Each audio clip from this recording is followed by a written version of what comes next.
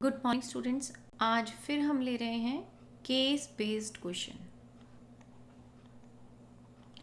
Case based questions ले रहे हैं। चैप्टर है ड्यूअल नेचर ऑफ लाइट। तो ये हमारे केस बेस्ड क्वेश्चन है। चैप्टर हमारा हो गया ड्यूअल नेचर ऑफ लाइट और ये क्वेश्चन नंबर 4 है। सो अगेन हमें फिर से पैराग्राफ पढ़ना होगा।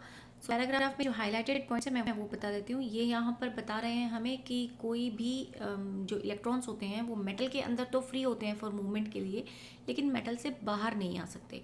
अगर हम उन्हें मेटल से बाहर लाना चाहते हैं तो एक certain minimum amount of energy, यानी ये सर्टेन अमाउंट ऑफ एनर्जी जो है ये मैंने हाईलाइट करके रखा था कि which point I need to discuss.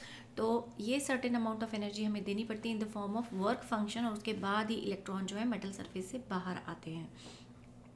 देखिए, हमेशा बहुत इंपॉर्टेंट हो जाता है हमारे लिए पैराग्राफ पढ़ना। कई बार क्या होता है, पैराग्राफ के अंदर एक कुछ एडिशनल इन्फॉर्मेशंस होती हैं जो आप नॉर्मली थ्योरी में नहीं पढ़ते हैं, तो इसीलिए पैराग्राफ को मिस ना करें, उसे ज़रूर पढ़ें। और कुछ क्वेश्चंस हो सकता है पैराग्राफ से ही पूछे गए हों।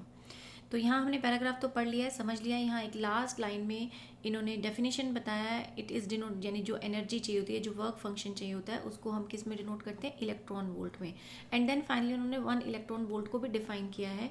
ये कितना है, energy gain by the electron, जब हम उसको एक 1 वोल्ट की एनर्जी पोटेंशियल डिफरेंस हम उसको प्रोवाइड करें। जब हम 1 वोल्ट का पोटेंशियल डिफरेंस अप्लाई करेंगे तो कितना एनर्जी आएगी, 1 इलेक्ट्रॉन वोल्ट के बराबर आएगी।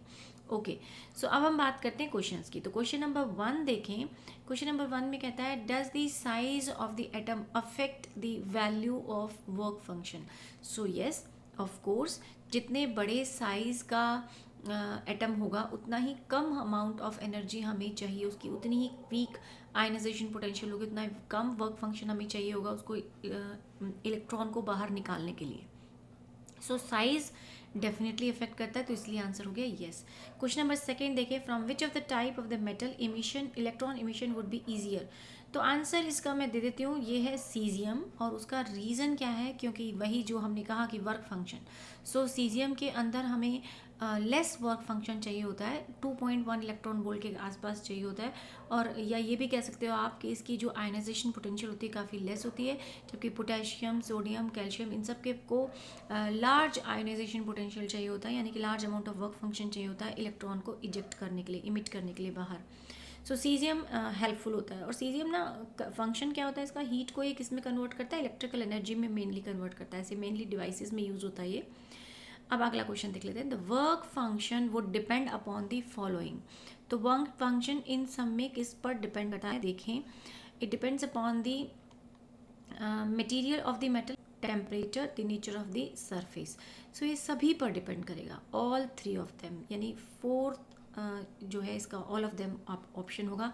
मेटल कैसा है, उसका नेचर, यानी टेम्परेचर कितना है, कितनी हीट हम उसको प्रोवाइड कर रहे हैं, और मटेरियल क्या है मेटल का, किस मटेरियल का बना हुआ है। जैसे अभी इससे पहले वाले क्वेश्चन में हमने पोटेशियम, सोडियम, कैल्शियम, सीजियम की बात की, तो यस ऑफ कोर्स मटेरियल भी है, नेचर भी है और टेम्परेचर भी है, इन सभी पर डिपेंड करता है। तो इसीलिए हम कहेंगे ऑप्शन नंबर 4 हो गया।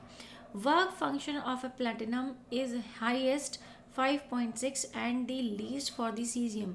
सो देखिए, अभी ऊपर बात ही कर रहे थे कि सीजियम के पास कितना वर्क फंक्शन होता है, बहुत ही वीक होता है, 2.1, और यहाँ इन्होंने नेक्स्ट क्वेश्चन में दे ही दिया है। If energy equal to the work function is required by the electron to escape, which of the two will need lesser energy. वो कहता है कि अगर एक इलेक्ट्रॉन को इमिट करने के लिए जो एनर्जी चाहिए वो वर्क फंक्शन के इक्वल हो, और वर्क फंक्शन कितना है, 2.1, और वो किसका कम है, सीजियम का, तो ऑफ कोर्स सीजियम को हमें लेस एनर्जी हमें चाहिए होगी उसको इजेक्ट करने के लिए, इलेक्ट्रॉन्स को इजेक्ट करने के लिए फ्रॉम दी मेटल सरफेस। तो आई थिंक ये लास्ट क्वेश्चन था, तो ये आज के लिए हमारा ख़त्म हो जाता है। ये